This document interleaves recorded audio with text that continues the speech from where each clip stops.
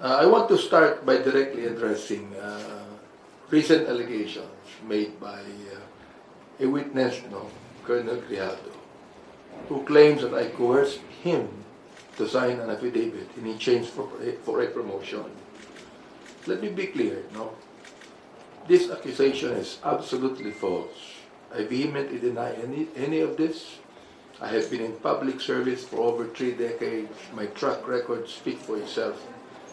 I've stood for what is right, what is truthful, since I was first elected to public office in 1992. This allegation distracts us from the real and more pressing issue. Former President Rodrigo Duterte himself took responsibility for the shortcomings of his administration's war on drugs. Shortcomings that led to the death of thousands of innocent men, women, and children. In speaking directly about the extrajudicial killings perpetrated during the war on drugs, President Duterte admitted under oath that he alone takes full legal responsibility for the actions of his subordinates who were acting under his orders. In other words, the former president has acknowledged his role in the thousands of deaths that took place under his watch.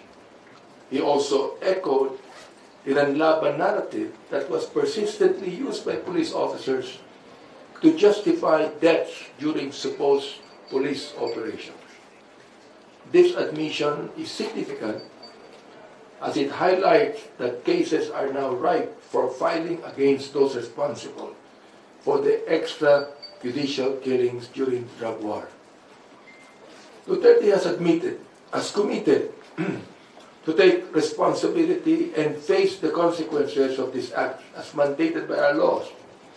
It is now up to the proper authorities to consider this statement carefully and ascertain the criminal liability of the responsible individuals, whether under the concept of command responsibility or conspiracy. Una-una talagang there was a incident na talagang pinatawag namin siya, pero not on our own volition. Because it was Colonel Garma, sa what I'm saying sa mga interview sa akin, that asked na kausapin si Colonel Grijaldo. Kasi si Colonel Grijaldo, according to Colonel Garma, is a friend of her. So, sabi namin, tama-tama, doon si Colonel Grijaldo. So, tawagin na natin. So, it was at the back of the Quadcom. So, nung kinausap namin siya, sabi ko nga kay Chairman Abante, kausapin natin kasi nga kaibigan daw, siya makakapag-confirm ng mga affidavit na ginawa niya doon sa supplemental. So, what we did was, yung lawyer, sinabi namin na pumunta para in the spirit of transparency kasi mahirap naman na kami lang. Kasi we always see to it na dapat talagang merong kasama. As a matter of fact, yun din sinabi ko sa media, that prior to the Quadcom hearing, nagkausap kami ni Colonel Garma. And I asked the permission of the chairman to be with me. And he accompanied me para at least transparent talaga yung usapan. Unfortunately, yung sinasabi niyang coercion and harassment, it never happened.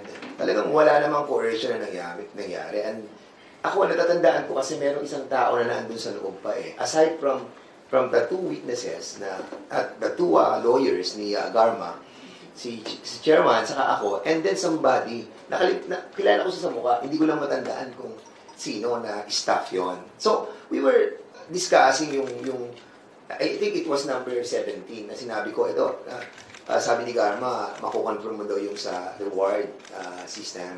Naku, wala po kaming alam dyan. Wala po alam dyan. So, Pinoy ko pa iba, in 1999. Tama yung sinasabi niya. Pero yung kinoerce namin siya at hinaras namin siya, kasi ang coercion talagang gagamitan mo ng threat eh. Gagamitan mo siya ng force eh. Kung ginamitan natin siya ng force during that time, di ba, there was still a lot of time for him to react. Unfortunately, hindi niya yung ginawa. At the same time, we cannot do that. Alam mo, it's so unethical for the two of us not telling, yung sa mga chairman, like si Ace, si Chairman Acop, saka si Congressman Paduano, about do sa issue yon. Kung pipilitin namin siyang magsalita. And it will be against sa ating procedure. na to vet first yung mga magsasalita para at least sigurado tayo. So yun yung tuloy na nangyari. But of course, hindi din ako sinasabi na issue na yung reason kung bakit niya ginawa yon. Well, yun yung aking analysis sa pangyayari. Bakit nila ginagawa to against us? Well, unang-una, demolition yun. Pangalawa, it's an attack against me and, against you. And most likely, they really wanted to discredit the whole of the Quadcom. And it's quite unfair, no, to all of the members of the Quadcom, especially the chairman. What happened nang invite namin with our own volition na to talk to Colonel Grijaldo because it was asked by Colonel Garma. And sa amin, yun ang nakita kong naging repercussion ng ginawa namin. But of course, in every betting that we are doing, we always see to it that there are people around. Opo. Sorry, follow-up lang, sir, dun sa sinabi mo yung nakikita nyo itong ay demolition. Ano rin po yung masasabi nyo na paulit-ulit sinabi ni former President Duterte na subornation of perjury at sabi nga niya maghahain pa siya ng kaso against about this against you po, sir. Ano pong masasabi niyo ron? At bakit po ba nung meeting wala ring abogado mismo? Kasi ang nasabi niyo po ang may abogado si Garma. Ba't po walang abogado si Grijaldo? Kasi betting process pa lamang yun eh. Alam mo sa Kongreso, kinakausap muna namin. And then kapag nalaman namin na pwede natin i-validate yung mga sinasabi niya, then the lawyers will come out. So, that time, wala namang lawyer na dala si Grijaldo during that time eh. Ang may lawyer doon is si Garma. And that's the reason why we asked na kung pwede yung dalawang lawyer pumunta doon para at least transparent yung usapan. Now, kung nagsabi siya na, yes sir, kinokontrol ko po yan, alam ko po yung reward system. And then, bring your lawyer.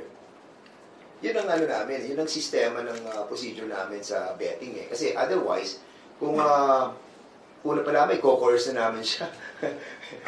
Alam namin, babalikan kami niyan. We're not like that. And you have to remember that we have a lot of evidences already. As a matter of fact, yung ating pong sinasabi natin na corroborative, no? Na-corroborate na eh. Actually, hindi naman kay Colonel Garma nagsimula yan eh. Doon sa dalawang PDL na corroborate ni Jimmy Fortaleza, na corroborate ni Warden Padilla. Saka lamang dumating si Colonel Garma. Saka lang dumating si Commissioner Leonardo. So now, sinasabi ni Garma na ito, meron pang isang kaibigan ako na magko-collaborate sa mga sinabi ko.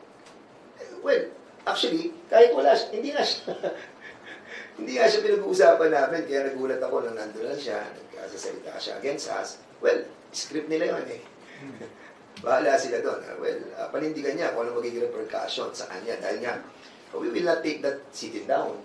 Of course, yung kanyang affidavit na kinores, hinaras, and under oath siya, mabigat yun. And now we will do something. And this will be collective.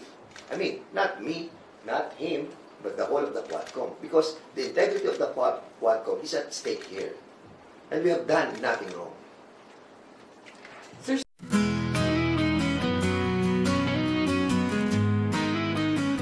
ang bansa kong Pilipinas, mahal at hirang pinaglalaban.